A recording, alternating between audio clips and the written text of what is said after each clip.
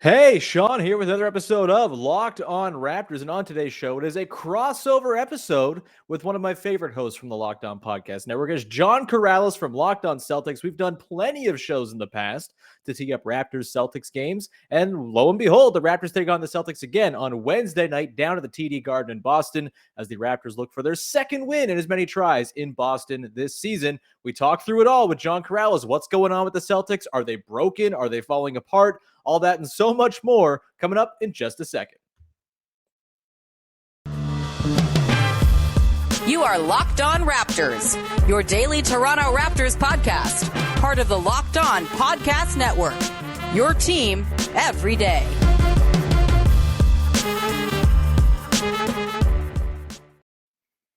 Hey, what's going on? Welcome to episode number 1054 of Locked On Raptors for Wednesday, November the 10th. I'm your host, Sean Woodley of RaptorsHQ.com. You can find me on Twitter as always at WoodleySean. You can find the show at Locked On Raptors, where you can find links to every single episode of the podcast. And of course, please make sure to check out the entirety of the Locked On Podcast Network, free and available on all your favorite podcast platforms. You can subscribe, follow, rate, review, tell a friend, all for the low, low price of On the House on all your favorite podcast apps, as well as on YouTube. So please go and subscribe. And also, thank you for making us your first listen of the day. All right, on today's show, as promised, it is a wonderful crossover event with John Karalis from Locked On Celtics, one of my favorite hosts on the entire Locked On NBA channel. We do lots of episodes together, and he's always a treat to talk to. The only acceptable Celtics fan, as I like to refer to him as. And we dug into what's going on with the Celtics. Why are the vibes so weird? Why is Marcus Smart calling out the whole team? Why does their defense and offense look not like it should so far this season? Is Ime Udoka's system not really working? We get into all of it. And then, John grills me on some Scottie Barnes related stuff, Pascal Siakam's return, what it's going to mean and all that. And then we look ahead at some matchup stuff that we're interested in tonight's game. How do the Raptors defend Jayson Tatum now that they have this switchable behemoth of a lineup they can roll out? Are they going to continue to throw to his way the way they have historically? How does the loss of Jaylen Brown for the Celtics tonight matter as well? How does it kind of play into the whole thing? It's a really good chat, as it always is with John Karalis. So let's not waste any more time, shall we? Let's get to it. Myself, John Karalis from Locked On Celtics, teeing up Raptors-Celtics tonight. All right, it's time for a little bit of Locked On crossover action. Sean Woodley from Locked On Raptors here, along with John Karalis, who I've long said is the only acceptable Celtics fan. John, how you doing, my friend? It's lovely to chat with you. It's a very high bar for me to meet. Very happy to be chatting with you again. It's been a little while, but here we are back. No reason to get into anything in the past. Just want to focus directly on the future. Well, we could talk about the game from the first week of the season if you'd like. We can dig into the intricacies of how it all broke down, the Scottie Barnes of it all. If you really want, we can. But yeah, we don't have to necessarily if you'd like to just move forward. But the thing is, the Celtics haven't moved forward a ton from that game. I know they've won a couple games recently, but they're 4-6. They have a negative net rating. Their offense is 22nd in the NBA. There's weird vibes coming to there. Marcus Smart's calling out Brown and Tatum because they can't pass, even though maybe that was less of a sort of pointed remark than maybe it was out of context. Still, certainly worth noting that it happened. And then you've got, Jaylen Brown being definitely traded for Ben Simmons in a rumor that's definitely true. Yes. The vibes are weird with the Celtics team, John. What the hell is going on over there in Boston? A lot of kind of growing pains, and it's a lot with the new coach, the guys growing into certain roles. This is the first year where this group of Celtics hasn't had a kind of main guy outside of Tatum and Brown. Those guys were always kind of supporting a Kemba or Kyrie or even an Isaiah Thomas. And now it's now this is their team. So this is a little bit of a shift. Ime Udoka is bringing in a lot of new stuff, the defensive stuff that they've been trying to kind of impart on the team. He said that it might not have been natural for a lot of these guys. So the first part of the season here, definitely all of October and into the early part of November here, was sort of an extended preseason in a lot of ways.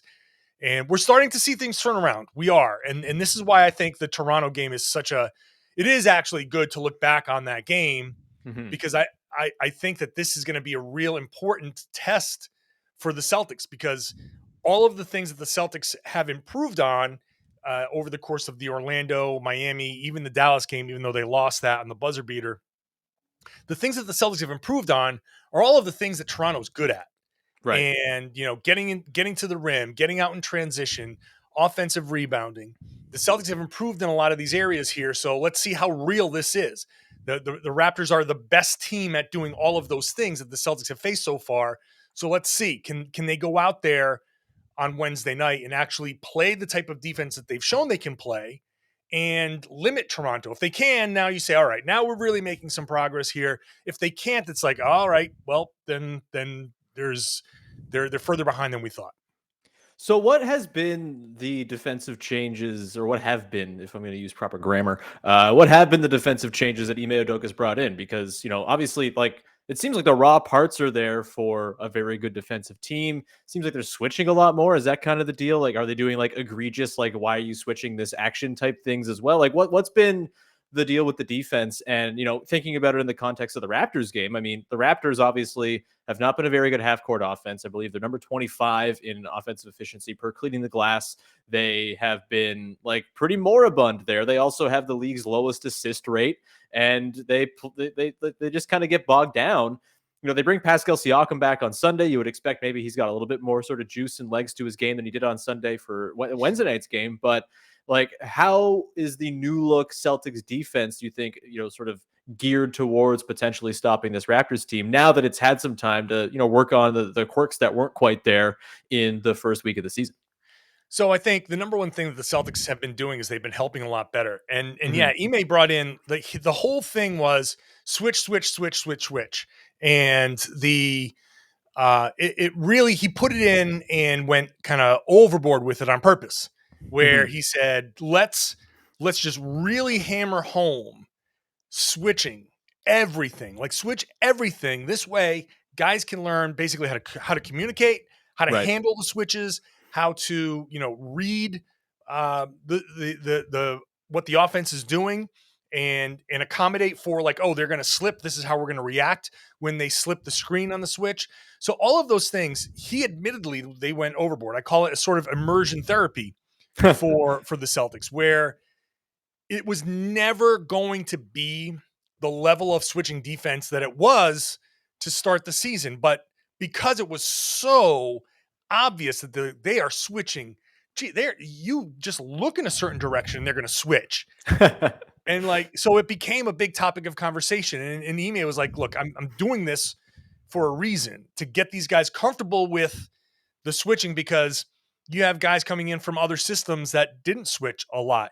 You got guys in Boston like Robert Williams, who didn't switch really, but now he's going to be out guarding the perimeter, which is completely new. And he had a real tough time kind of navigating all of that stuff. Now that they've kind of gotten through that portion and now are instituting a lot more drop coverages, switching, but not switching 1 through 5, switching 1 through 4, switching certain actions, but not every action. That type of stuff has settled them down a little bit. They've kind of figured out the communication a little bit more, and they're helping a whole lot more. And really, with the first Toronto game, there were a lot of breakdowns where you guys just got like red carpet. Here's the rim. Go ahead. And I think what we've seen over the Celtics over the past few days, and really over the past 5 games, is a much more communicative, helping defense that will at least prevent some of that from happening. And hopefully as they go on, they can prevent more of it from happening. Yeah, that's really well put. And this is a really fascinating matchup when it comes to that, because, the Raptors, like I said, low assist rate. They've been ISO heavy quite a bit this season. And so I think they're comfortable sort of working in one-on-one situations and trying to find mismatches. It's just there's not that many mismatches to exploit when the Celtics are at their best, right? Like, maybe if you get Al Horford on a switch on the perimeter, you can blow by. But he's Al Horford. Like, he's got that figured out in from many, many years of being seasoned. Robert Williams, like, really tough to get space against. He's just so fluid and quick on the perimeter. You're probably waiting for like bench guys to come in, frankly, if you're going to be hunting those matchups, because there's not really someone in that starting 5 that you can kind of say, all right, Pascal, this is your food, go eat it type of thing Yeah. throughout the game. So that's going to be a fascinating sort of storyline to watch in this game. I want to let you throw some Raptors related things my way, John. We'll get to that in 1 second here. But first, we should probably tell the good people out there about Built Bar, the best tasting protein bars you can find. They're amazing, and they have a wonderful array of flavors, and they're flavors that will bode well for you in Thanksgiving season. John, you guys celebrate Thanksgiving at a weird time, too close to Christmas for my liking. But either way, American Thanksgiving is coming up, and that means you got lots of desserts that are going to be going down your gullet. Well, what if instead of having that 300-calorie piece of pecan pie, you had yourself a Built Bar instead? You can still have all the indulgent stuff you want for the dinner, but maybe your dessert is where you say, oh, you know what? I'm going to be smart here and have something that's better for me. Most Built Bars have only 130 calories and just 4 grams of sugar. Plenty of protein as well. Protein? They're maybe pro your team. I'm not sure. They're pro the U.S. track and field team. I know that. Replace the coconut cream pie with a coconut Built Bar. Replace a raspberry Built Bar with that raspberry pie with that raspberry Built Bar. You get lots of great flavors to replace any pie or sweet treat you might want to have around the holidays. They're low calorie, low carb, low fat, high protein, covered in 100% real chocolate. Built Bar is great. It's a great option when you're hungry. And if it's, Thanksgiving's not too soon enough for you, it doesn't mean you have to wait. You can have a Built Bar now. You can have 2 right now. It doesn't matter. You can share some at your family gatherings. I'm imagining John walking into his Thanksgiving gathering with just a bucket full of Built Bars, tossing them out to the people across the room. That sounds like a great thing to me. And those flavors that he might be tossing out to his family members could be some of the limited time flavors that appear at built.com regularly. So go check out the site. It's the holiday season. They got lots of seasonal flavors in there. And there's nothing as well like a Built Bar Black Friday. Mark your calendar because Black Friday will be a huge event with all sorts of surprises. So go to built.com, use the promo code LOCKED15 and get 15% off your order. That's promo code LOCKED15 for 15% off at built.com. All right, John, grill me. Throw me some Raptors questions, baby. All right, let me start with this. Pascal Siakam's back. How much is he going to screw up what you guys have been doing? Woo! The spicy American question. No. I don't think he's going to screw it up at all. I think it's going to take some time to sort of figure out the hierarchy and the pecking order. I would imagine if you're Gary Trent Jr., you're probably going to be taking fewer shots just because you should probably take fewer shots when you're the 4th or 5th best player on the floor at any given time. But I think in a lot of ways, Pascal makes it easier for everybody else and kind of knocks everybody down one spot in the pecking order and kind of puts guys in a position to really succeed. I think you're going to see with OG Anunoby, who, has carried an enormous usage rate so far this season and just like a huge burden offensively. He's been trying to create for the team quite a bit. Sometimes he gets bogged down. Sometimes he blows by dudes and yams on them. It's kind of been a 50-50 proposition, but I think the opportunities that OG is going to get to exploit, a rotating defense, a defense that's not totally paying attention to him as the number one option, it's only going to help him. I mean, he's been a really effective catch and shoot guy. He's a wonderful cutter. He can work coming off of screens and getting downhill. And I think he's going to get to do a lot more of those things where he scores efficiently because Pascal is in tow and Pascal gets to be the guy who's sort of the hub of the offense. And that's going to be a huge thing. I think Fred VanVleet has to initiate fewer than 100% of the offensive possessions now, which is very good because as great as Fred VanVleet is and as refined as his passing has become this season, he's got that mid-range game as a bit of a counter. He's still not a sort of true blue number one, have the ball in his hands every single possession type of point guard. And that's okay because he's a wonderful relocation point guard who can bomb threes away on you like nobody's business. And I think having Siakam back, he doesn't have to be, Fred running every pick and roll or starting every action. It can be Pascal at the top of the arc running a pick and roll, running a dribble handoff, and Fred can make use of his really great relocation on the rest of the floor. And then again, you're kind of, shoving everyone down one spot. The one guy who it could affect sort of shot-wise is the guy who tormented the Celtics in the last game, which is Scottie Barnes. He had 25 points in that game. He only took 7 shots in Siakam's first game against the Nets on Sunday. He had foul trouble, so it's probably not a super indicative number, but I don't think he's going to be putting up 19 attempt games very often now that Pascal is back. And, you could argue whether that's a good thing or not. I think he's going to have a lot of easy buckets, though. I think he's still going to be able to crash the offensive glass the way he did in that Celtics game and has done all year and get easy points out of that. And I also think the other thing that Siakam really helps with is they can have good players on the floor for the entire stretch of games. They're not going to be doing these sort of one starter with 4 bench guys staggered groups. They've seemed pretty, on Sunday at least, they seem pretty sort of focused on making sure that 2 of their 4 best guys, which is Barnes, OG, Siakam, and Fred, were out there together, which I think just kind of makes them a better, more sort of well-rounded team across 48 minutes. So contrary to what your American ass might think, John, Pascal Siakam will not ruin the Raptors, even if it might take a few games here for things to kind of figure themselves out and have everyone kind of reestablish their new roles now that he's in tow.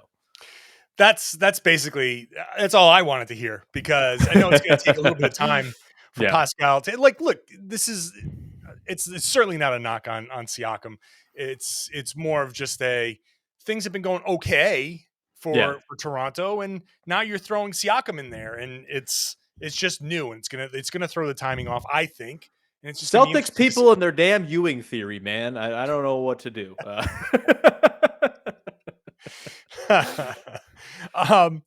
It's kind of wild to me how this year's Raptors team has kind of flipped from last year's Raptors team. This year's Raptors team is top 10 in 2-point. Like I'm looking at the league ranks right now. Mm-hmm. Number 3 in 2-point attempts. Yep. Number 23 overall in 3-point attempts. Yep. Flip that from last year, where you were 4th overall in 3-point attempts. How does the team go from one year to the next and change so drastically? I mean, it can't just be Kyle Lowry, is it? No, I mean, look, I think you have to take everything that happened last year with an enormous grain of salt, because it was like a fake season for the Raptors. They were good, and then their best players all got COVID at the same time, and they went 1-13 in the month of March because no one was around. And I think, the back half of the season, I kind of think about it the same way that I think about garbage time at an NBA game. There's a reason cleaning the glass adjusts for garbage time. It doesn't mean anything. I would argue that the back part of last season doesn't matter a whole lot either. You had Gary Trent Jr. coming in, and he was probably responsible for most of those threes because he was just coming in and firing away, without much conscience, which it was fun to watch. I guess there wasn't really anything else to get excited about. Chris Boucher put up a ton of threes. Like, that team needed to put up threes because they had no other pathway to scoring, no other pathway to winning. They had no rim pressure whatsoever. They had no pick and roll threat with their bigs. And now there's a little bit more in terms of guys who can get downhill, who can get to the basket.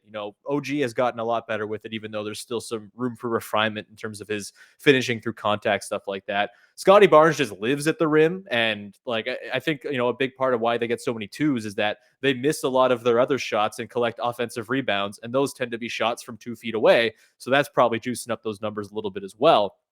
And I just think, I think they value easy twos. Every team values. That's an easy, not very intelligent thing to say, but I think they know that their bread is buttered around the rim right now. I think they know that Scottie Barnes can be an easy source for them. I think they know Khem Birch can be a source of 8 points in the paint as he flashes to the key.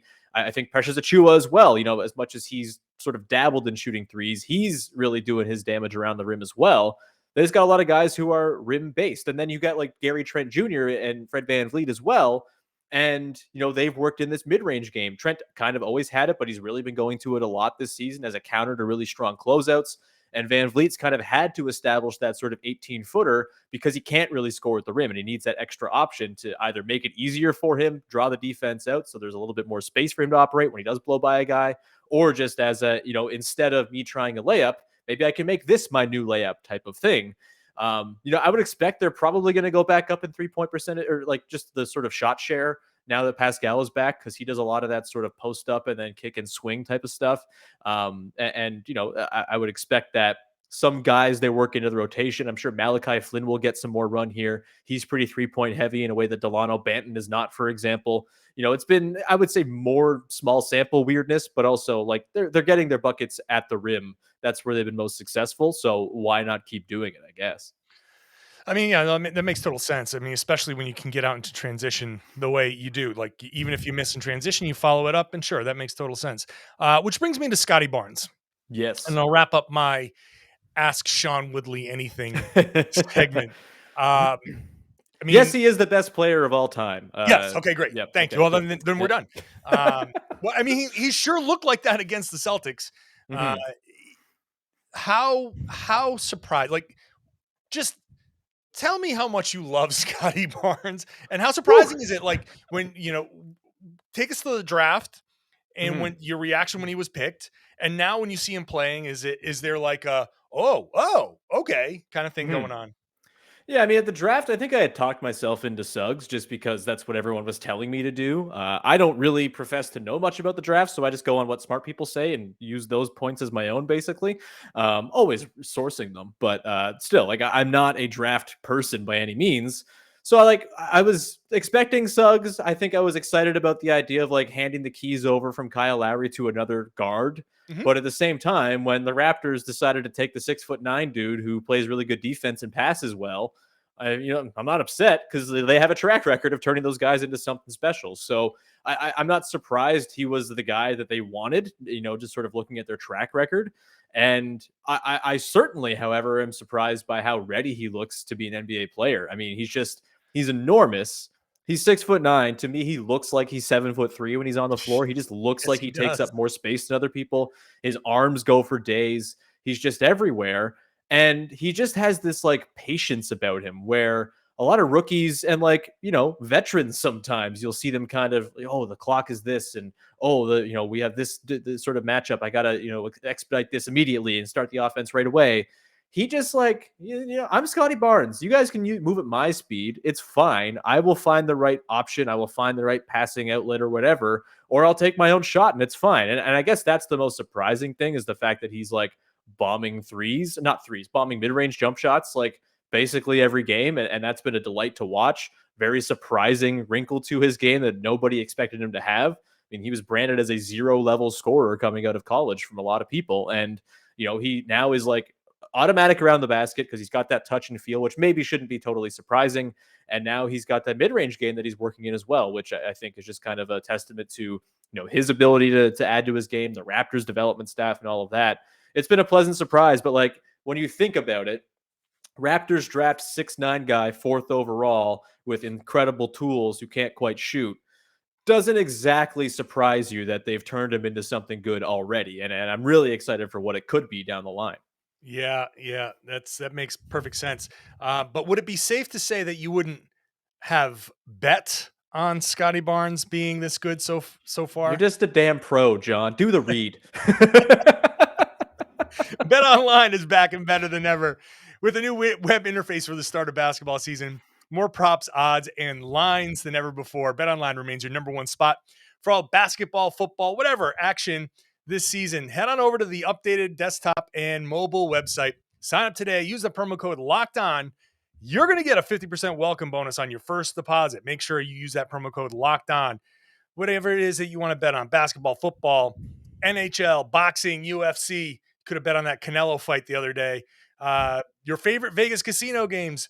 Take advantage of the amazing offers right now. BetOnline is the fastest and easiest way to bet on all your favorite sports. BetOnline, where the game starts.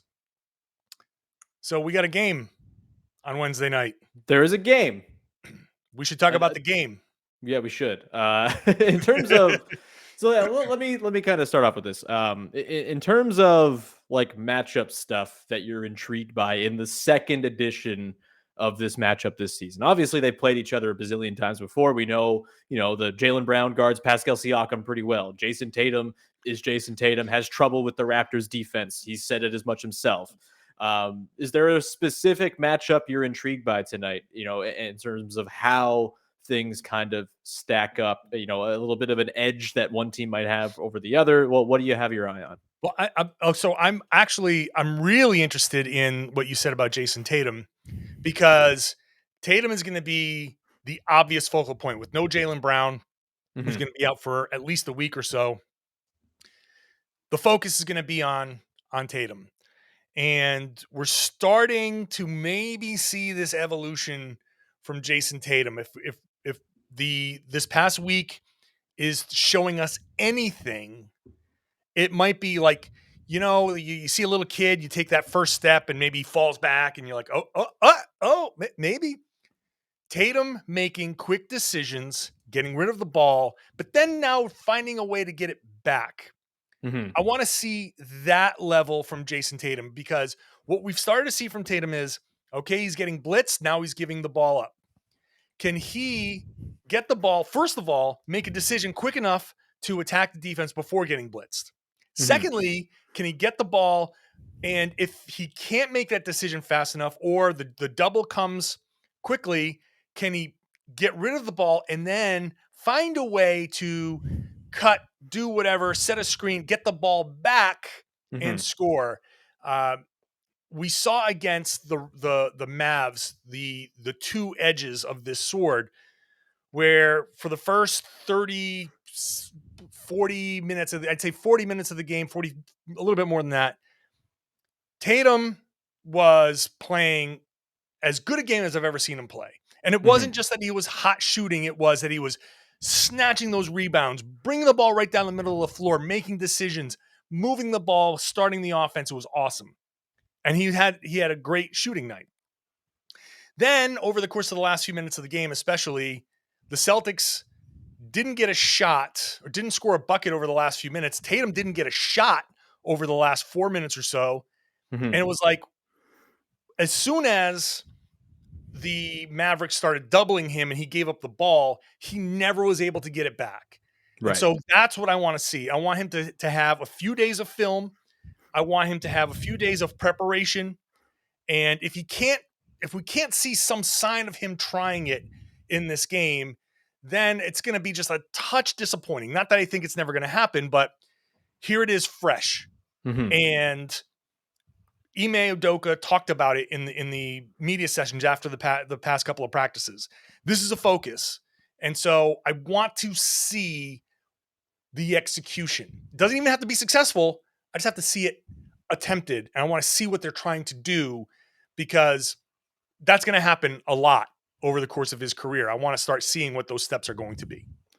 Yeah, and I'm really curious to see how the Raptors actually defend Tatum in this game, because we know their whole MO with stars the last couple of years has been, all right, send two to the star and deal with the rest on the other side, and count on your rotations and your discipline and the fact that you're on a string to make it so you're all right. They are probably going to start small in this game, which is one thing that should be noted. It sounds, that's what they did on Sunday. I would imagine they're going to do it again, especially since Khem Birch is not available. He'll be missing the next two games, at least for the Raptors, which is a bummer because Khem Birch is fun and cool and stabilizes things. But the starting five of Van Vliet, Trent, Siakam, Anunoby, and Barnes has an interesting sort of advantage that it can pull out, and it can just switch a whole bunch. And I don't think you're upset if any one of Anunoby, Barnes, or Siakam, even Gary Trent, with the way he's been just an absolute ball pest this season, I don't think you're upset with any of those mismatches if you just switch those guys onto Tatum. And so I'm curious to see, are they going to be their hyper-aggressive selves, or do they look at this team that doesn't have Jaylen Brown available, so that's one less outlet for Tatum to sort of dish it to? Do you trust that Marcus Smart, Dennis Schroeder, Robert Williams, and Al Horford are going to burn you if you do send two to Jayson Tatum? It's a really interesting sort of philosophical thing that I'm curious to see how the Raptors go with it, but that's one thing I'm keeping an eye on. And then I guess the other thing too is, can the Raptors, if they're going to play small, which again I expect them to do, do they sort of exploit the rebound advantage they had the last time the Celtics played them? Right now, the Raptors are number 3 in rebounding rate. They're number 1 in offensive rebounding rate by a mile. The Celtics are bottom 10 in defensive rebounding rate, bottom 3 in overall rebounding rate. How does that kind of play in here? Because even if the Celtics have their really, stout switch heavy defense and have kind of mastered it, I'm a little bit concerned that, if they're going to get slammed on the offensive boards again, because that's what the Raptors do. Is there, have they done any tweaks to kind of work around that? Do you feel like the Williams-Horford front court against a smaller Raptors configuration will be enough to withstand? I'm curious how you sort of think that's all going to play out.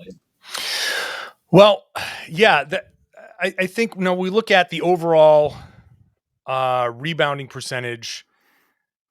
I'm just adjusting for the last 3 games, they've moved up to 20th, which is when you go from 27 to 20, you've moved up 7. So I can say the spin zone is the Celtics have moved up 7 spots over the last 3 games. A quarter of the league almost, sort of.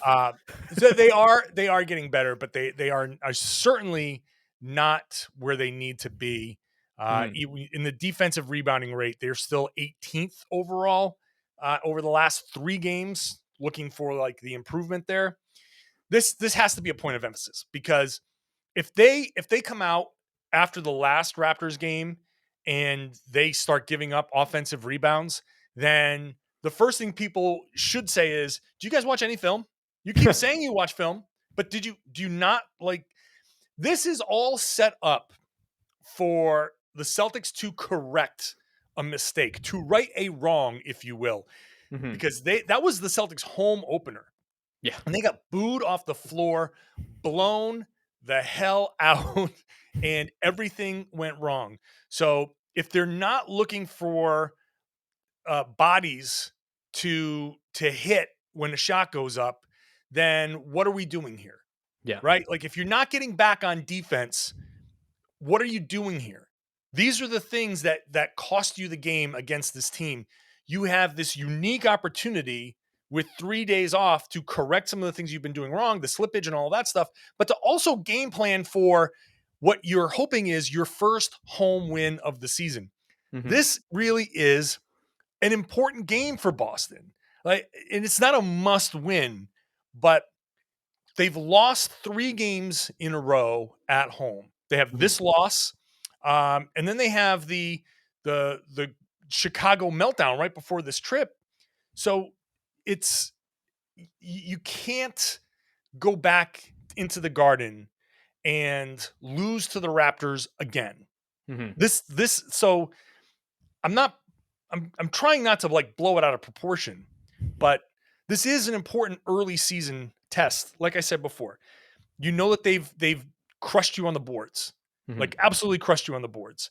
So you have to fix that. You know, they crushed you in transition. You've got to fix that.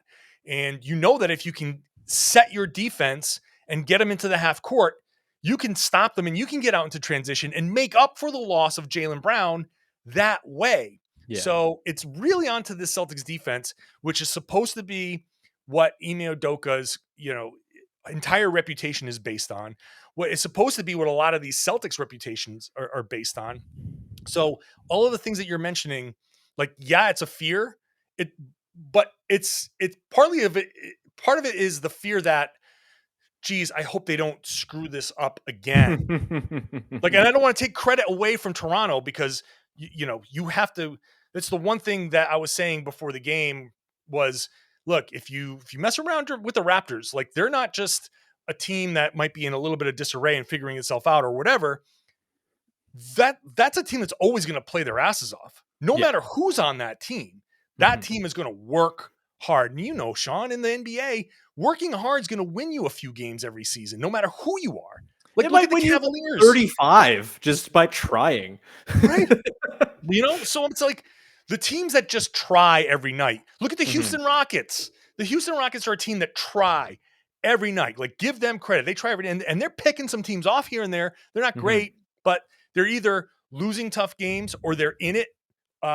So anyway, I think this is a really, really important test for the Celtics, because they have supposedly improved over the past few games in all of the things they need to do to beat a Toronto Raptors team.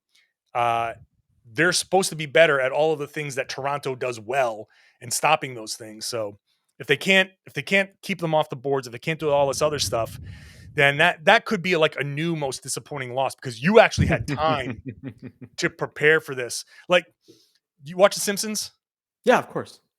Remember when Bart actually, like, he prayed for the snow day and he actually studied, and like he failed, and Mr. Krabappel was like, yeah, what do you do? You fail all the time. But he was like, he's crying. He's like, but I actually tried in this one. I actually tried. And he's like bawling. And I'm like, that's what the Celtics will be if they lose this game to the Raptors, especially if they lose in a similar way that they lost the first one. Love to leave things off on a Simpsons reference. I find it offensive as a almost 30-year-old white guy that you had to ask me if I've ever watched The Simpsons before. Come on, dude. I know, but I know I know the stereotypes. I lead into them. It's fine. But one last note I wanted to make just before wrapping up is I think this could be a game where Nick Nurse does the thing where he coaches it like it's a playoff game. It's the first night of a back-to-back. Their second night is in Philly against a depleted Sixers team, so maybe they don't need sort of full steam ahead to even win that game.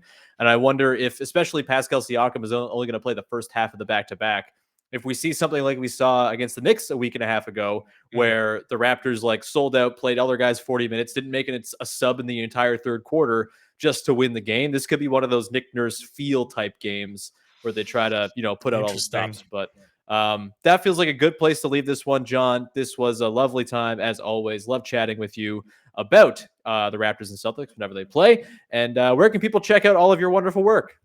Oh, well, my wonderful work is nowhere to be found, but my other work is all over. You can follow me on Twitter at RedsArmy_John. I'll tweet it all out, but I do cover the team for Boston Sports Journal. And obviously, Monday through Friday on the Locked On Celtics podcast, which is free everywhere podcasts exist and on YouTube. There you go. Thank you, as always, for making, I guess, Locked On Raptors your first listen of the day. Launch that. Yeah, there we go. Just the podcast where everyone hates each other who listens to it. That's a good way to build a community, right? But yeah, you can find me, of course, at Woodley Sean on Twitter. You can read my blogs at raptorshq.com and so much more. Thank you so much for tuning in, and we'll talk to you again soon with another Locked On crossover, or probably just our own versions of the podcast after the Raptors and Celtics play. Bye-bye.